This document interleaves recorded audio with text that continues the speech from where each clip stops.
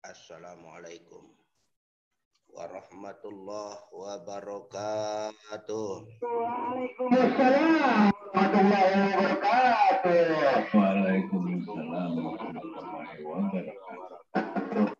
Waalaikumsalam warahmatullahi wabarakatuh. Bismillahirrahmanirrahim. Qalu subhanaka la ilma lana illa ma 'allamtana innaka antal alimul hakim. Rabbi shrah li sadri wa yassir li amri wahlul 'uqdatam min lisani yafqahu qawli. Wa idza sami'u ma unzila ilar rasul tara ayunahum tafidu minad dam'i mimma arabu minal haqq. Yaquluna rabbana amanna faktubna ma'asyahidin. Ma'asyiral muslimin rahimakumullah. Pendengar di mana saja berada, wabil khusus yang sama kita hormati Pak Haji Heru sekeluarga sebagai ketua MTA 56. Kemudian Bang Surya Al-Batawi serta keluarga Sekretaris Umum 56. Kemudian guru kita Al-Ustadz Haji Abdul Muiz Mata'anallah bituli hayatih. Juga guru kita Al-Ustadz Haji Abdul Razak Mata'anallah bituli hayatihi. Sesepuh kita Bapak Haji Jayadi beserta Ibu Hajah Hindun dan Bapak Haji Nopal dan banyak lagi yang lainnya. Mudah-mudahan kita semua pada saat ini selalu diberikan nikmat iman wal Islam, nikmat sehat wal afiat, nikmat panjang umur. Amin, amin ya rabbal alamin. Amin ya rabbal alamin. Amin ya rabbal alamin. Alhamdulillah pagi ini kita mengadakan peringatan Maulid Nabi. Karena waktunya sangat tepat, tanggal 12 Rabiul Awal. Jadi ngaji kitab kuningnya, tafsir Jalalain, off dulu insya Allah pertemuan yang berikutnya. Jadi kita peringati kelahiran pimpinan terbesar di jagat raya ini, yaitu Nabi Yuna Muhammad Rasulullah Shallallahu Alaihi Wasallam.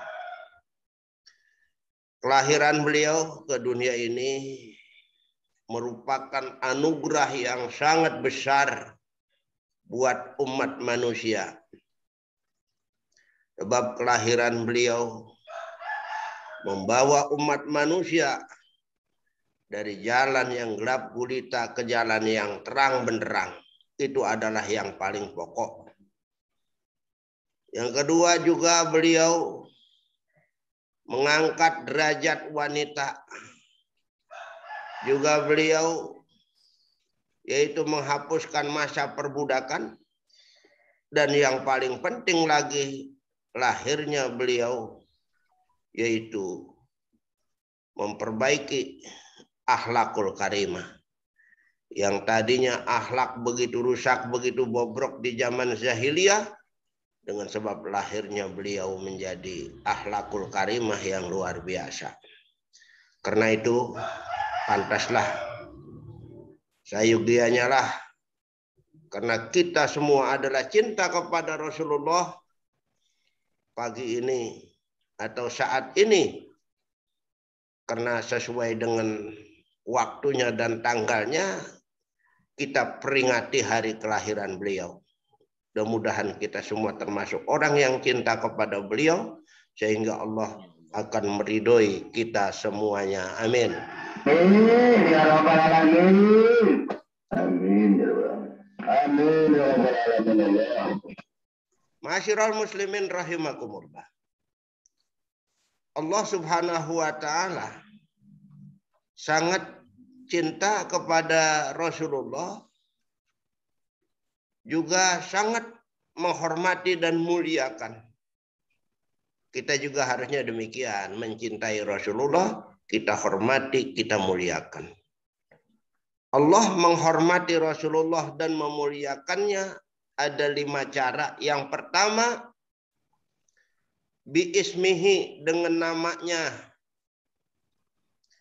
Sebab nama Muhammad itu bukannya dari siapa-siapa yang memberi nama itu. Semata-mata langsung dari Allah Subhanahu wa Ta'ala.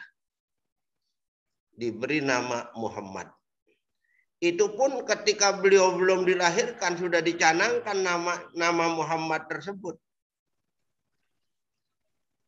Coba kita lihat di dalam berjanji. Wa utiyat ummuhu fil manami faqila laha innaki qad hamalti bi sayyidil alamin wa khairil bariyah. Wasammihi idza wada'tihi Muhammadan li'annahu satuhmadu qabah. Yang artinya, ibunya didatangkan oleh orang yang berjubah putih di dalam mimpinya.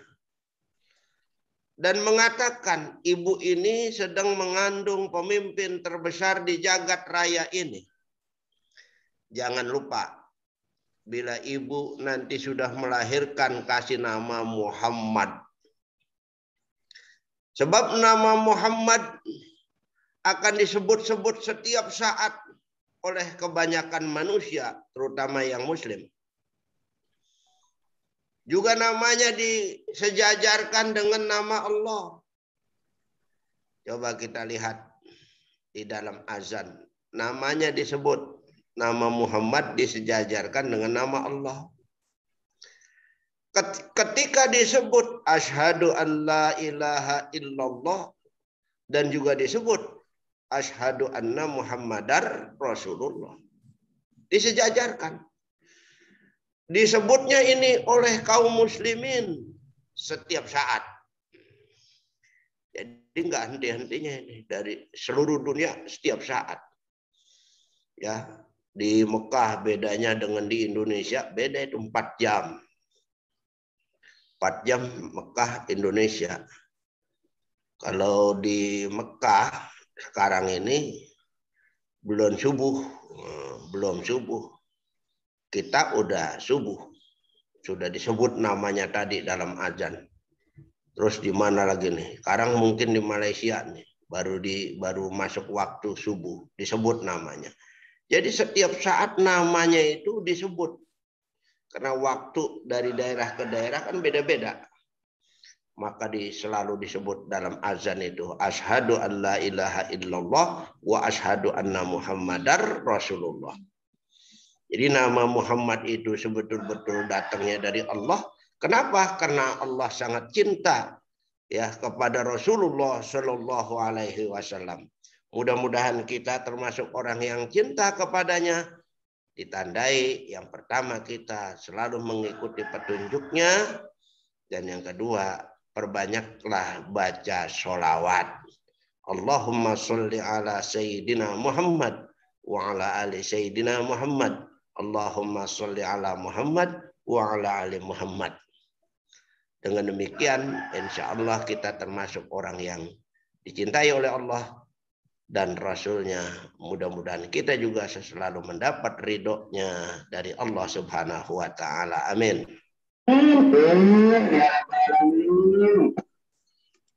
Kemudian yang kedua, Allah muliakan Nabi kita adalah bijasadihi, dengan jasadnya.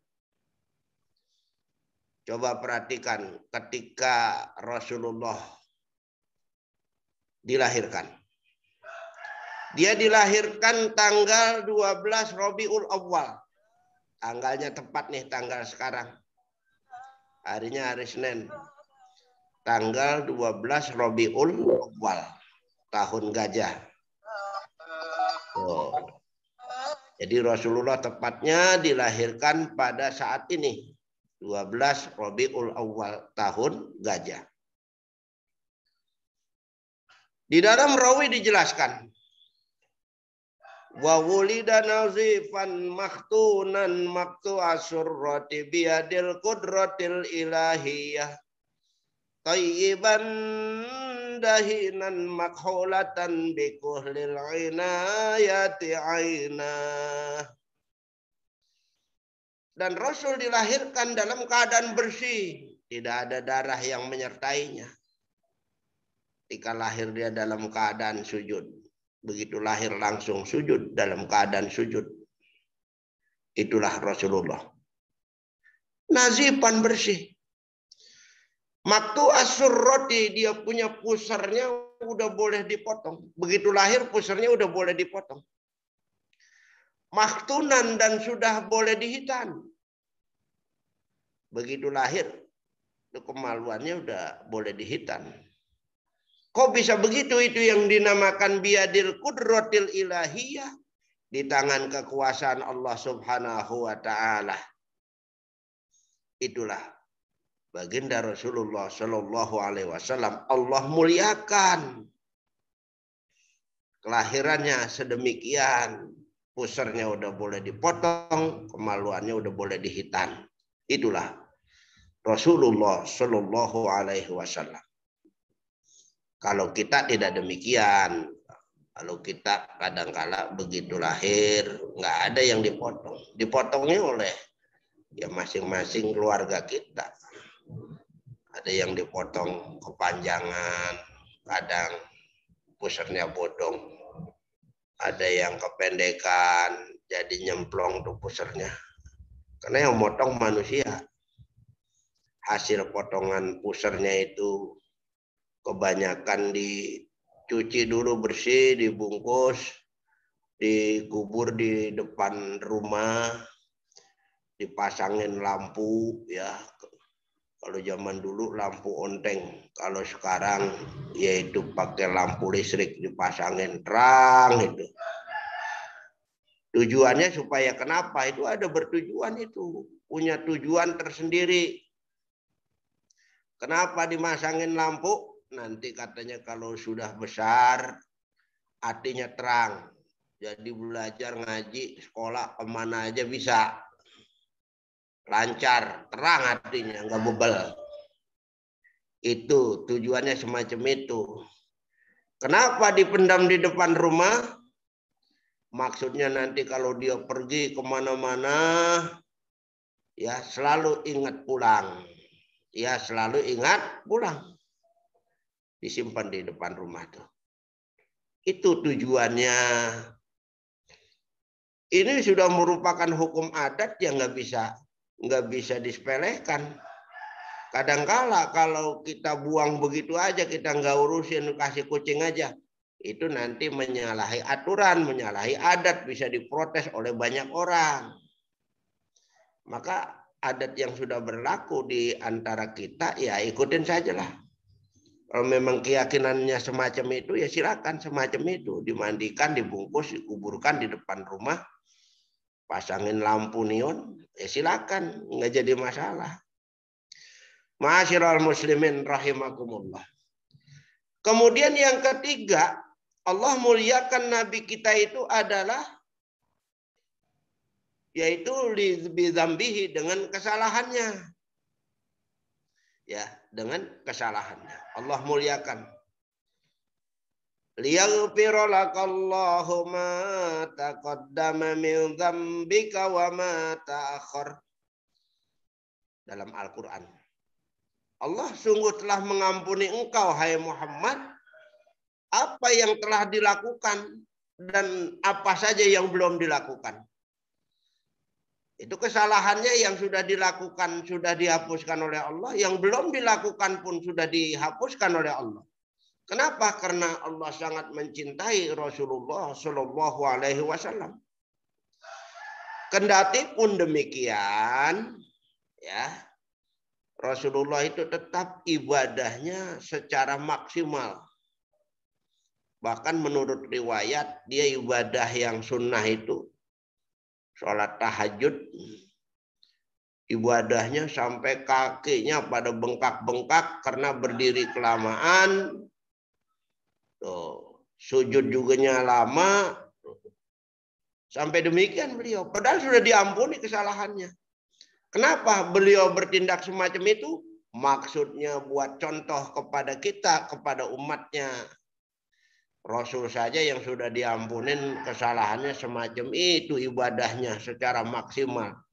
Sampai kakinya pada bengkak-bengkak karena kelamaan sujud dan berdiri. Apalagi model kita. Jadi contoh kita ini kepada beliau. Beliau bertindak semacam itu supaya kita sebagai umatnya yaitu mengikuti beliau ibadah yang maksimal. Kalau buat kita yang terpenting ibadah, jangan ditinggalkan sholat berjamaah. Ya, sholat berjamaah, jangan ditinggalkan tuh. Jangan hanya yang wajib saja sholat. Didirikan, yang sunnah-sunnah dirikan. Apalagi sholat tahajudnya. Kemudian puasa. Puasa juga jangan yang wajib-wajib aja. Jangan yang wajib aja di bulan Ramadan. Puasa pol. Puasa sunnah dirikan tuh. Senin, Kemis, Senin, Kemis.